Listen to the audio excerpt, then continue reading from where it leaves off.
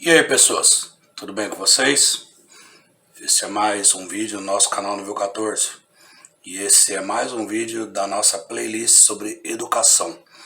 O vídeo de hoje ele é uma sugestão do seguidor do canal, é o professor Silvio, da cidade de Neves Paulistas, o qual eu tive a grata satisfação de conhecê-lo pessoalmente e bater um papo, aquele papo, sabe quando você conversa com aquela pessoa que as conversas dela possuem um bom conteúdo, fala de fatos, fala de coisas sobre educação, é uma cultura diferente. Mas antes de trazer algo sobre a educação na ilha nipônica, no arquipélago nipônico, no arquipélago japonês, roda aí nossa vinheta.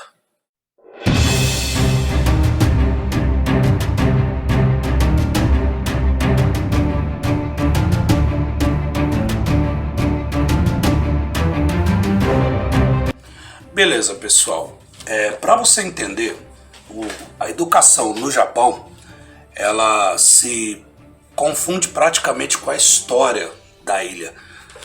Nós sabemos que o Japão tem um povo que detém uma cultura milenar, é uma cultura assim que vem de milênios. Então eles possuem uma cultura, uma história muito rica. Só que até o ano de 1868, o Japão era uma cultura totalmente fechada. Era uma cultura que somente ela tinha os olhos voltados para a sua própria cultura. Então, o pessoal daí, das ilhas, das maiores ilhas japonesas, da cultura japonesa, de tantos outros costumes e tradições, eles somente eram montados para si mesmo. Quando, de repente, em 1968, começa uma tal de Era Meiji. Ela durou de 1968 até 1912. Foi um período de 44 anos, onde o Japão ele começou a se ocidentalizar. Ele começou a olhar com mais cuidado, com mais carinho, começou a prestar atenção nos costumes de outros países, de outras nações que estavam se sobressaindo. Para você ter uma ideia, antes dessa Era Meiji, como que era a educação no Japão? Só quem podia ter acesso à educação no Japão eram as pessoas ricas. E a educação, ela não tinha assim um modus operandi, ela não era igual para toda a escola. Cada escola aplicava a sua educação à sua maneira. Cada escola aplicava os ensinamentos que eles achavam que iam ser de grande serventia para aquela região, para aquela força motriz de trabalho, para formar os intelectuais daquela área conforme a necessidade do povo que residia naquele local.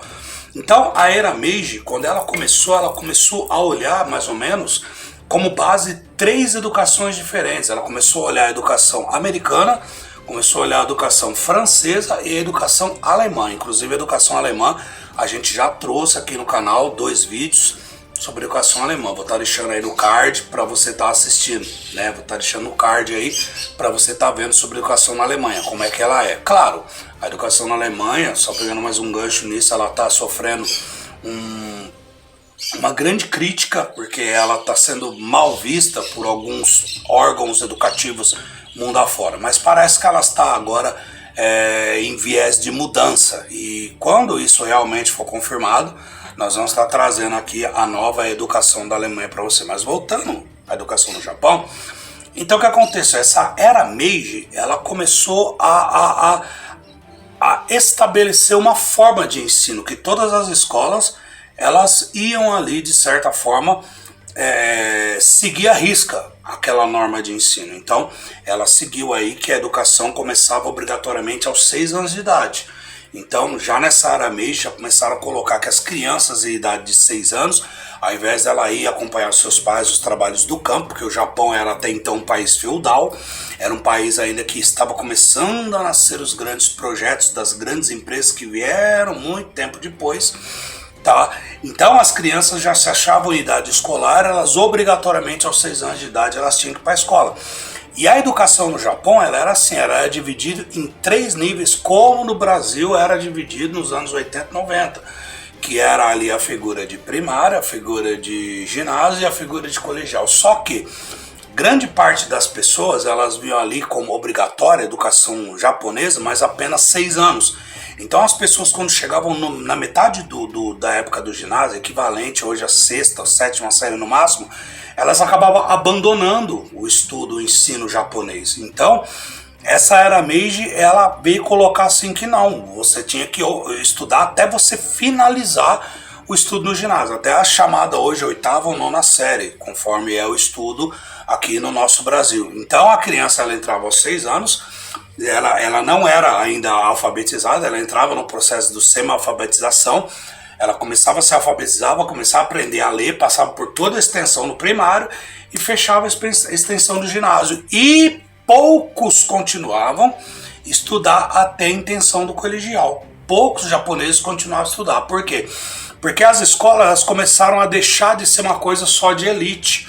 E muitas vezes aquele pensamento de elitista, de não querer se misturar com pessoas de outros tipos de classes sociais, ele ainda perdurava no Japão. Então, com essa era Meiji, ele foi diminuindo, porque ao final da era Meiji, para você ter uma ideia, 93% dos homens em idade escolar, independente da sua classe social, eles estavam ali matriculados para estar estudando na escola do Japão.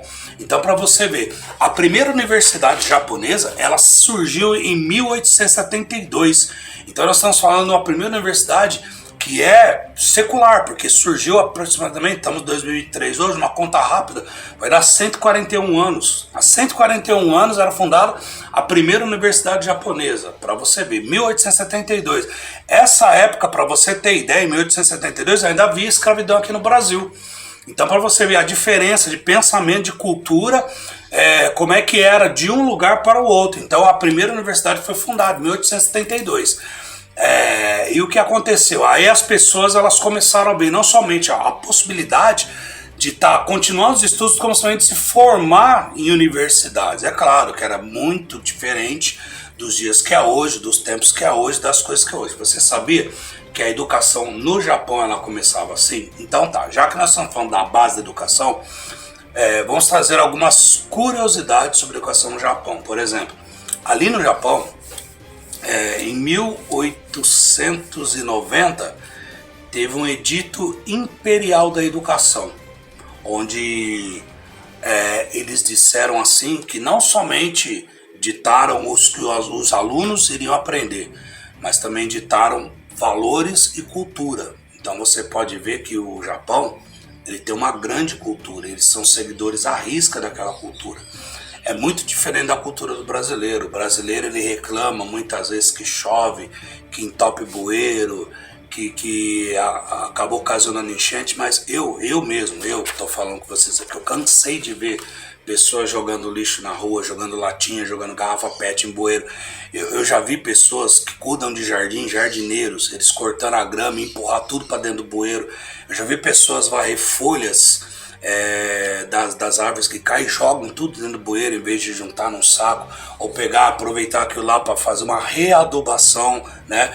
Então, para você ver a diferença de cultura. Então, o japonês não, o japonês, ele tem aquela, que se ele tá com uma latinha, ele tá tomando um refrigerante ou uma qualquer coisa, embora o japonês não tenha essa cultura de comer as coisas na rua andando. Ele não tem essa cultura. O japonês, ele senta, ele come, se alimenta, e se não tem um lixo, ele vai colocar isso dentro da bolsa, vai levar com ele até ele achar uma lixeira. Olha a diferença. Diferente do brasileiro, não, tá tomando um guaraná, uma latinha dentro do carro, uma coisa, tá comendo as coisas, pô, pega e joga sem cerimônia, não tá nem aí. E se muitas vezes você falar, pô, ó, o que você tá fazendo, coisa, tá, o brasileiro é capaz de achar ruim e te agredir. Tamanha é a cultura ruim desse Brasil, entendeu? E quando eu falo cultura, pessoal, eu não falo só somente comportamento, eu falo muita coisa. Depois nós vamos estar falando futuramente em vídeos aí sobre cultura, para que você entender como é que funciona uma cultura do povo. Um povo com uma cultura ruim, como a cultura brasileira, que a cultura brasileira não é ruim, ela é péssima, ela é uma das piores culturas do mundo, falando. Se comparada aí à cultura de país aí que sinceramente deram uma guinada na sua educação, na sua cultura, né? Você vê a diferença. Por exemplo, teve a Copa de 2014, também a Copa de 2020, onde o Japão, ele participou dessas duas Copas. E você vê uma coisa que você não vê comumente outras torcidas fazerem. Quando acabou o jogo, a torcida japonesa limpou o estádio, eles cataram os lixos, que eles produziram e deixaram a parte deles limpas. Entendeu? Onde você vê o brasileiro fazer? O brasileiro não tá nem aí, ele joga as coisas, ele joga, aponta rojão nos outros. Então, para você ver a diferença, porque esse edito que foi dado, estabelecido lá no começo da educação da era Meiji lá no Japão, ele não editou somente o que você tinha que aprender, mas também bases culturais. O Japão tem uma base patriarcal muito forte, tem aquela base de respeitar o pai, de não desonrar a família. O Japão tem uma base patriarcal assim que é invejável. O pai, ele pode estar com, sei lá, pode ser uma pessoa centenária. Se ele fala uma vez só, todo mundo respeita aquela coisa, tudo. Então, para você ver como que é a diferença de uma cultura. Tão diferente no Brasil, né? E nós fizemos um vídeo aí, eu e o seu Laureano, falando como que era o respeito, coisa de 20, 30 anos atrás, que muita coisa mudou, tudo. Também vou deixar aí no card, para você estar dando uma olhada, se você não vê esse vídeo. Então, pessoal, a criança japonesa, ela começa a estudar, ela começa a ser educada nesses parâmetros. Você sabia que na educação japonesa, por exemplo, a criança ela não faz provas escolares até os 10 anos de idade? Ela não faz. E pasmem, a criança japonesa ela entra 8h30 na escola, 8h30 da manhã, e ela só sai próximo às 4 horas da tarde, o dia todo. Sem dizer que ela tem aula aos sábados a cada 15 dias. E detalhe, há períodos em que as próprias crianças elas entram mais cedo e elas limpam a sala de aula para aprender responsabilidades. Então, isso daí, se cai no Brasil, vem direitos humanos, vem estatuto da criança e adolescente, que isso aí tá abusando, porque onde já se viu que criança tem que brincar com os... Não, você não está forçando, você está ensinando valores. Você está ensinando que uma criança ela pode participar de uma limpeza, de ajudar. Uma criança pode catar os brinquedos que estavam jogados, pode alinhar filas de carteiras, de mesas, ela pode limpar um quadro negro, ela pode fazer N coisas que não é considerado como trabalho escravo. Isso você está ensinando valores para as crianças. Você está começando a entender a diferença de valores? Esse é o nosso primeiro vídeo e nós temos ainda muito que falar de educação no Japão. Eu já imaginava que não ia ficar num vídeo só, mas vamos continuar falando aí a respeito dessa cultura e educação japonesa no próximo vídeo, tá? E se você está assistindo nosso vídeo, deixa aquele like aí, deixa a sua sugestão, seu comentário, a sua crítica. Se você está vendo a gente pela primeira vez, pensa aí seriamente fazer parte dessa família, em vez de fazer parte dessa nossa família, que nós só temos um objetivo, de buscar e compartilhar o conhecimento. Sempre digo para você no final dos vídeos, sempre uma coisa que você tem que levar para o resto da sua vida, absorver todas as coisas e retende o bem. Então você vai estar no mundo, você vai ouvir coisas ruins, você vai ouvir pessoas maldizerem, as outras pessoas falarem mal, criticarem, se meterem na vida alheia. Você vai ver pessoas elogiarem as outras pessoas, pessoas darem força para outras pessoas falarem que você tem que realmente ir para cima, investir no seu sonho. Olha, pessoal, tudo, você vai ouvir de tudo. Você vai ser tipo que uma esponja no ambiente ali onde você vai ter várias coisas para você absorver. Então absorvei tudo. O que não for bom, joga fora, não fica com você. É por isso que eu falo, absorvei todas as coisas e retende o bem. E eu quero dizer para você que segue o nosso canal, para você que compartilha, para você que dá o like, para você que está junto com a gente, quero deixar para você um forte abraço. Fiquem todos bem, fiquem todos com Deus.